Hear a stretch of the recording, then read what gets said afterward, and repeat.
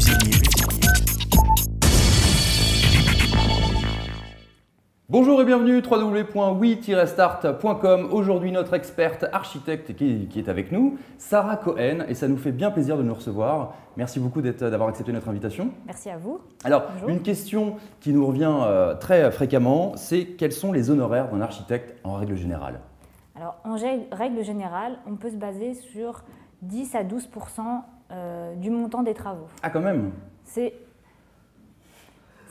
vous faites un rapport, même par rapport aux agents immobiliers, quand ils vous font visiter un bien, il y a aussi des pourcentages qui sont même un peu plus élevés quand vous achetez le bien, alors qu'on va dire ils font visiter l'appartement, mais on a quand même besoin de...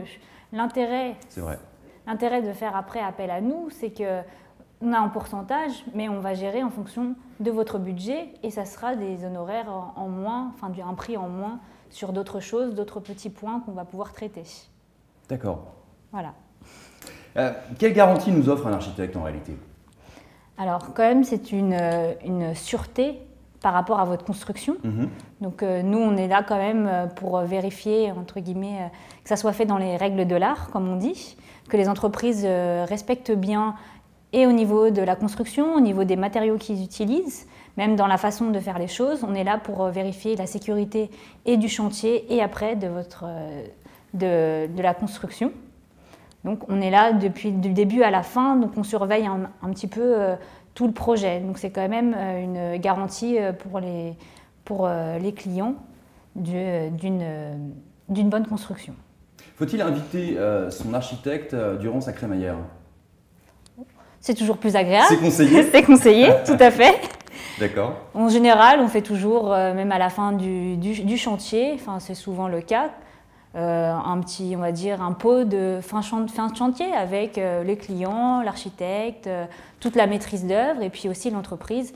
Ça se passe bien, c'est toujours le projet a été fait ensemble, que ce soit l'architecte, les bureaux d'études, l'entreprise, c'est pas juste l'architecte ou juste le client, c'est vrai. C'est vraiment un projet fait avec tout le monde, tout le monde a participé. Ça devient une famille, finalement. Voilà, tout le monde a participé à ça, tout le monde est content de la réalisation, on espère en tout cas. Donc on fait un petit... Quand doit-on faire appel à un architecte en réalité exactement? Quand? Alors le mieux c'est de faire appel à l'architecte dès qu'on commence à avoir, dès qu'on a le projet.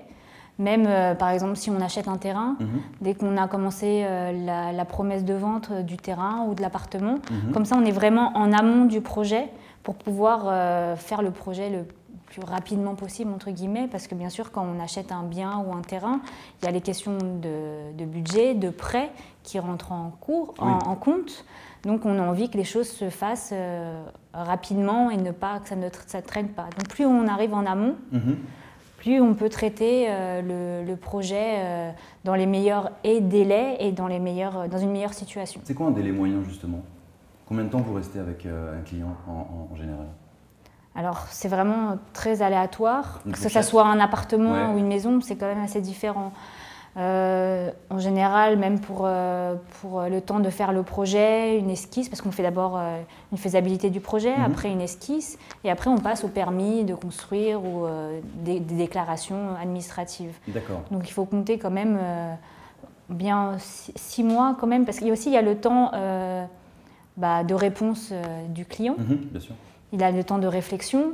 Plus le temps de réflexion est long, plus les délais sont allongés. Tout le monde, il y en a qui ont déjà leurs idées, dès qu'on leur propose, ils sont d'accord tout de suite. Et d'autres, il faut qu'ils réfléchissent un peu plus, que l'idée mûrisse, etc. Voilà, donc ça dépend aussi beaucoup de ça. Très bien. Où peut-on vous retrouver, Sarah? Alors, sur d'abord la plateforme de WeStart. C'est pas vrai? Et si. Incroyable. Et puis aussi sur notre site internet, studioscope.com. Merci beaucoup, Sarah. Merci à vous. Merci, au revoir.